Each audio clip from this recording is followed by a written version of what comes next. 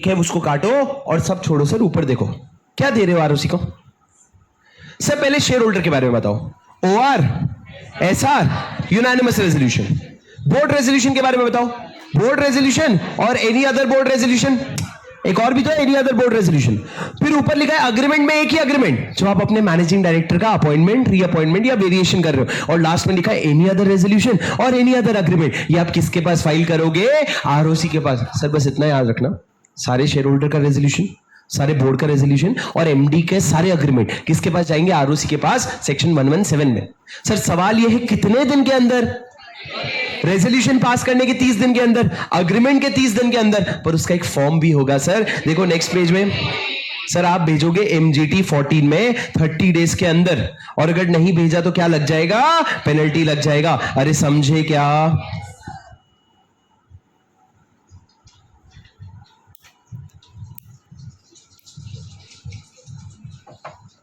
ठीक है चलो सर 117 हो गया, बहुत डिफिकल्ट था क्या?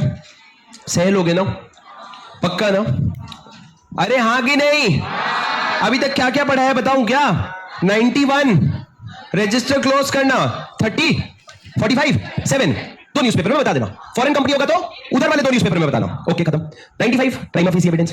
114 आपका डायरेक्टर के लिए अलग से रेजोल्यूशन लगेगा, बाकी सब चाहो तो मर्ज कर सकते हो, हम बोल नहीं रहे, तुम्हारी मर्जी है। और उसके बाद 117 जो भी रेजोल्यूशन और एग्रीमेंट्स होंगे वो आरओसी को दे देना एमजीटी 14 में 30 डेज के अंदर अंदर। और उसके बाद अभी क्या पढ़ रहे हो? 120 क्या था सर पता है क्या? 120 सुन लो भाई, it was a failed experiment. It was a failed experiment. कैसे सर? सुनना, इन्होंने बहुत जोश में एक प्रोविजन लाया कि हर लिस्टेड कंपनी को और हर बड़े कंपनी को मैंडेटरी है कि तुम books of accounts electronic form में रखोगे। मतलब अभी सर जैसे मैं आपको बताता हूं, मेरे घर में पापा जो है उनका सारा हिसाब किताब आज भी पेपर में होता है। तुम कितने भी करोड़ों का बिजनेस कर लो, हिसाब किताब पेपर में होता है, जिसको हम क्या कहते हैं? बही खाता।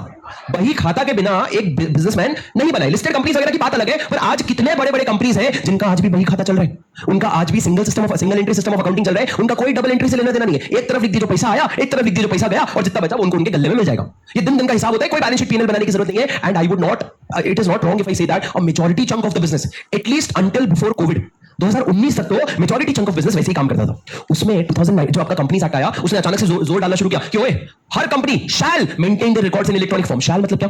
फोर्स कर दिया। शैल मतलब क्या? फोर्स कर दिया और बोला ओए सुन, तुम लोगों को इलेक्ट्रॉनिक फॉर्म में मेंटेन करना पड़ेगा।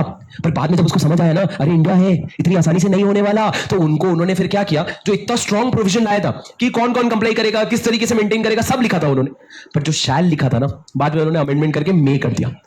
पहले उन्होंने जोर जबरदस्ती करी, जब उनको समझ आया कोई काम नहीं आने वाला तो उन्होंने क्या कर दिया? मे। और जब मे कर दिया तो प्रोविजन का पूरा रेलेवेंसी खत्म हो गया। जब तक शैल था तब तक समझ में भी आता था। पढ़ो से क्या लिखा है? Without prejudice to any other provision of this act, any document, records और रजिस्टर्स और मिनट्स, कुछ भी बना रहे हो तुम, are required to be kept by a company and allowed to be inspected. यहां पे लिखा है मे बी। ये पहले क्या होता था? Shall be. पहले एक बार शैल के हिसाब से पढ़ के देखो।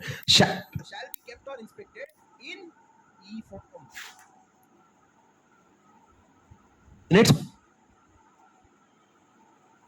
फॉर्म में मेंटेन करो, और कोई अगर इंस्पेक्शन के लिए कहां पॉसिबल था तब? तो इन्होंने पहले शैल लिखा था, बाद में काट करके क्या कर दिया? मे। और जब मे लिख दिया तो ये प्रोविजन की वैल्यू पूरी पूरी खत्म हो गई। सर देखो शैल लिखा था तो रूल क्या था? पढ़ो rule. Every listed company and company having more than 1000 share holder और डिबेंचर होल्डर और अदर सिक्योरिटी होल्डर। मतलब सर आपकी जितने भी शेयर होल्डर है, जितने भी डिबेंचर होल्डर है, जितने भी अदर सिक्योरिटी होल्डर है, ये लोग मिला करके अगर 1000 से ज्यादा है, मतलब अगर बहुत सारे लोग हैं सर, तो आपको क्या करना पड़ेगा? ई फॉर्म में मेंटेन करना पड़ेगा। वहां पे इन्होंने आगे लिखा था शैल, काट के किया क्या? May maintain its records in e form. आगे लिखा है एमडी, सीएस और other director shall be responsible. कौन रिस्पॉन्सिबल होगा सर? आपका मैनेजिंग डायरेक्टर हो गया, सीएस हो गया, अदर डायरेक्टर्स हो गए। और रिकॉर्ड जो है इंस्पेक्शन भी ई फॉर्म में करवा के दोगे on payment of amount not more than ₹10 पर पेज। 10 रुपए पेज का लेना, उससे ज्यादा मत लेना। अरे कतई बकवास है सर, ये काम कब आता? अगर तू आज भी मैंडेटरी करके रखता कि हर लिस्टेड कंपनी को और हर कंपनी जिसके 1000 से ज्यादा शेयर होल्डर है उनको क्या करना पड़ेगा? ई फॉर्म में मेंटेन करना पड़ेगा। पर अब वो शैल नहीं है, वो क्या है? मे। तो हमारे लिए प्रोविजन का सिग्निफिकेंस इतना नहीं है। पर एक बात याद रखना सर, मे यूज करके भी आपको प्रोविजन लिखना पड़ सकता है कि अगर आप एक लिस्टेड कंपनी हो या ऐसी कंपनी हो जिसके 1000 से ज्यादा स्टेक होल्डर्स है, तो आपको अपने सारे डॉक्यूमेंट्स, रजिस्टर्स और मिनट्स, सर डॉक्यूमेंट्स मतलब जो भी अग्रीमेंट्स होते हैं, रजिस्टर्स मतलब जो आपका register of member, debenture holder वगैरह है, मिनट्स मतलब जो आप मीटिंग का बनाते हो, ये सारा आपको किस में रखना पड़ेगा? ई फॉर्म में। और कोई देखने भी आए तो आप उसको इलेक्ट्रॉनिकली दिखाओ, आप उसको इलेक्ट्रॉनिक फॉर्म में क्या करने के लिए दो, इंस्पेक्शन करने के लिए दो। अरे समझे क्या मेरी बात? अरे did you understand? Yes sir. वो तो अच्छा है, सामने प्रवीण बैठता है तो मेरे को ये सब डबल मीनिंग ध्यान में आ जाता है कि शिट यार गलत बोल दिया, उसके एक्सप्रेशन चेंज हो जाते हैं ना। सर लास्ट सेक्शन, सेक्शन 122 क्या है? अभिषेक कह रहे हैं सर इंटरप्रिटेशन का आज का लेक्चर अपलोड नहीं हुआ है। मैंने कर दिया ना, आज जो पढ़ाने वाला था कल शाम को ही तो करके आया था, नहीं किया क्या टीम ने अपलोड?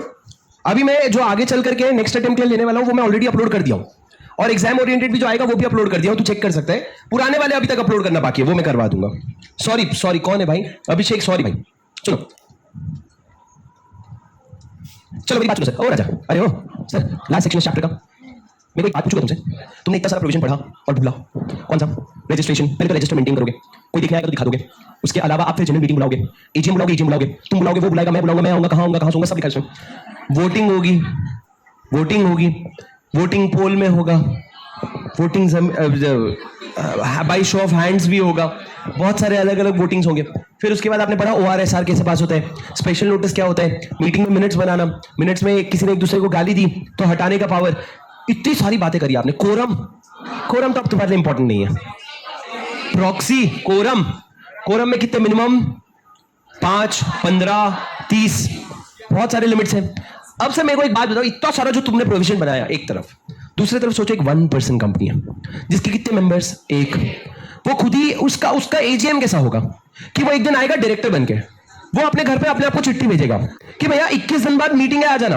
वो घर जाएगा, चिट्ठी लेगा, 21 दिन कैलकुलेट करेगा, फिर अगर ठीक लगा तो 21 दिन के बाद मीटिंग जाएगा, कुछ स्टेज पे आके बोलेगा why propose to conduct this resolution, फिर नीचे जाके वोट करेगा, फिर उसके बाद ऊपर आके रेजोल्यूशन डिक्लेयर करेगा और घर जाके आरओसी को फाइल करेगा। ये सब होने वाला है क्या? ये पागल हो गए हो क्या? तो गुजराती में क्या बोलते हैं? ढंग से बोलो, थोड़ा इधर का हुआ ना इधर उधर तो प्रॉब्लम हो जाएगी। गांडो थे गए हो क्या? वही बोलते, तुमने जो सुना वो नहीं, जो मैंने बोला वो सुनो। क्या बोला मैंने? गांडो थे गए हो क्या? ठीक है, तो अरे मैं एक्चुअली कल ही किसी ने सिखाया, मेरी बात सुनो प्लीज, मेरी बात सुनो सर। तो ओपीसी के लिए ना, ओपीसी के लिए, ओपीसी के लिए कोई भी प्रोविजन एप्लीकेबल नहीं है। मतलब लास्ट में इनको यही लिखना था कि ओपीसी को एजीएम नहीं अप्लाई होगा। Provision of section 98 and 100। 98 का है ट्राइब्यूनल एजीएम बुलाएगा, 100 क्या है? 100 क्या है? ईजीएम।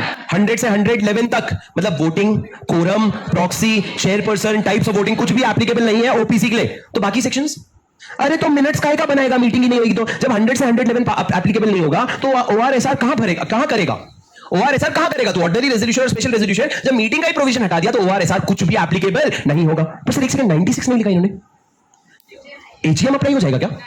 अरे उन्होंने सेक्शन 96 में लिख दिया कि तेरे को ओपीसी को ये प्रोविजन एप्लीकेबल नहीं होगा। तो सर ये तो ठीक है, पर ओपीसी का फिर भी एजीएम एक दूसरे तरीके से होगा। पढ़ना सर क्या लिखा है? In case of OPC ordinary business at AGM shall be transacted as below. Sir उसका एजीएम कैसे होगा? एजीएम में ऑर्डिनरी बिजनेस कैसे करोगे देखना ध्यान से। फॉर सेक्शन 114 बोले तो ORSR business which is required to be transacted at AGM और other GM it shall be sufficient if. Sir सुनो ना, हेलो, अभी तक जितनी भी जगह लिखा है तुमको OR पास करना है और SR पास करना है, एजीएम में पास करना है, एजीएम में पास करना है। सर ये सारा कंडीशन सेटिस्फाई हो जाएगा अगर ओपीसी ये 3 चीजें कर ले। क्या? सबसे पहला, resolution is communicated by the member to company. Sir वो जो 1% मेंबर है उसने अपने 1% कंपनी को रेजोल्यूशन भेजा। उसके बाद entered in the minutes book under 118। Sir आप जाओगे ऑफिस और ऑफिस आके आप एक मिनट्स बुक खोलोगे और मिनट्स बुक में एंटर कर लोगे। मैं आपको बताऊंगा क्यों, सुनना मेरी बात ध्यान से। तीसरा, signed and dated bye the member. वो उसमें साइन करेगा और उसमें क्या करेगा? डेट लिखेगा। And such date shall be deemed to be the date of the meeting for all the purpose of this act. Oh hello, सुनो ना, एक रेजोल्यूशन पास करना था सर। क्या? मेरा एक 1% कंपनी है, 1% कंपनी मेरी है, मैं उसमें क्या हूं? मेंबर। मैंने सोचा इशू को उसमें क्या बनाना है? डायरेक्टर। इशू को क्या बनाना है? डायरेक्टर। कैसे बनाऊंगा सर? बस ऐसे ही अपॉइंटमेंट लेटर इशू कर दूं। थोड़ा सा प्रोसेस है। क्या प्रोसेस है पता है? मैं कौन हूं? 1% कंपनी का मेंबर। मैं एज एन इंडिविजुअल मेंबर हूं और यहां पे कौन है? यहां पे वो 1% कंपनी है। तो सर मैं क्या करूंगा पता है? मैं कंपनी को एक लेटर दूंगा, मैं लिखूंगा और कंपनी को लेटर दूंगा। सर कंपनी को क्यों दे रहा हूं? कंपनी में तो मैं ही मेंबर हूं ना, तो मैं क्यों दे रहा हूं? उसमें कुछ एग्जिस्टिंग डायरेक्टर्स भी तो होंगे। इशू तो है पर इशू के अलावा इशू तो आने का है पर 2-3 डायरेक्टर अभी एग्जिस्टिंग तो होंगे ना। तो मैंने क्या किया? मैंने कंपनी को लेटर दिया। मैंने बोला मेरे को इशू को क्या करना है? इशू को एज अ डायरेक्टर अपॉइंट करना है और ये मेरा रेजोल्यूशन अप्रूव्ड रेजोल्यूशन है, तू इसको रख। सर जैसे ही कंपनी के पास ये रेजोल्यूशन आएगा, कंपनी इसको लेके अपने मिनट्स बुक में एंटर करेगा, इसको साइन करेगा और वो जो डेट है ना, डेट जिस दिन उसने मिनट्स बुक में डाला उसको मीटिंग का डेट माना जाएगा। सर ये करने की जरूरत क्या है? रिकॉर्ड्स। करने की जरूरत क्या है? रिकॉर्ड्स। कल को इशू कौन से डेट से लायबल है? मान लो सर अभी इशू आ गया, उसके 2 साल बाद पता चला कि कंपनी तो 5 साल से फ्रॉड कर रही है, कंपनी 5 साल से फ्रॉड कर रही है, इशू फंसेगा क्या? इशू तो बोलेगा नहीं भाई मैं तो 2 साल पहले ही आया हूं। हम क्या बोलेंगे? अरे तो कब से यहां पे क्या 2 साल बोल रहे हैं? वो तो रिकॉर्ड कहां है उस चीज का? तो इसलिए फॉर्मल रिकॉर्ड्स रखने के लिए आप एक रेजोल्यूशन भेजोगे ऑफिशियली, कंपनी उसको मिनट्स में नोट करेगा, साइन करेगा, तब जाके माना जाएगा कि अब बिजनेस हुआ है और अब मीटिंग हुई है, उसके बाद ही इशू आया है। सर एक बहुत फॉर्मल प्रोसीजर है, इसलिए तो इंपॉर्टेंट नहीं है, पर एक बहुत बेसिक प्रोविजन है जहां 1% कंपनी का मेंबर खुद से बातें कर रहे हैं, वो खुद से बातें कर रहे हैं और हमारे देखो हम सुन भी रहे हैं, वो बातें खुद से कर रहे हैं और हम बैठ के हाँ क्या बोला, हमको भी बता क्या डेट ऑफ द मीटिंग, हाँ एग्जाम में लिख रहे हैं। सर देखो आज तक तो वैसे नहीं आया, पर जिस दिन ऐसे ही कोई खुजली मचेगी ना, इससे क्वेश्चन बनेगा, 2 मार्क्स का क्वेश्चन बनेगा, पर क्वेश्चन बनेगा। और सर इसी तरीके से जैसे यहां पे आपका ORSR हुआ ना, वैसे ही राइट साइड में लिखा है कि बियर कैसे होते हैं। अगर एक ओपीसी को बोर्ड रेजोल्यूशन पास करना है तो कैसे पास करेगा? पढ़ो sir, where there is only one director. बेटा 1%। वैसे तो बोर्ड ऑफ डायरेक्टर में ना मिनिमम 3 लोग चाहिए होते हैं, ओपीसी में 1, पर 1 जो है वो मिनिमम है। सर क्या मेरे ओपीसी में 5 डायरेक्टर हो सकते हैं? हाँ, डायरेक्टर वो लोग होते हैं जो बिजनेस चलाते हैं, जितना बड़ा बिजनेस उतने ज्यादा डायरेक्टर्स, कोई प्रॉब्लम नहीं है। सर देखो अगर 2 या 2 से ज्यादा डायरेक्टर है तो नॉर्मल बोर्ड मीटिंग होगी, तुम बोर्ड मीटिंग बुलाओ और मिलो। पर सर तू अकेला अगर डायरेक्टर है तो क्या खुद से मिलेगा? बोर्ड रूम में तो खुद से मिलेगा नहीं भाई, अगर तुम अकेले डायरेक्टर हो तो तुम अकेले खुद से मिलकर के रेजोल्यूशन नहीं पास करोगे। उसका भी तरीका क्या होगा? तुम अपने आप को नोटिस भेजोगे। तो सर जैसे आपका एजीएम का है ना, वैसा ही तरीका है। पढ़ो क्या लिखा है।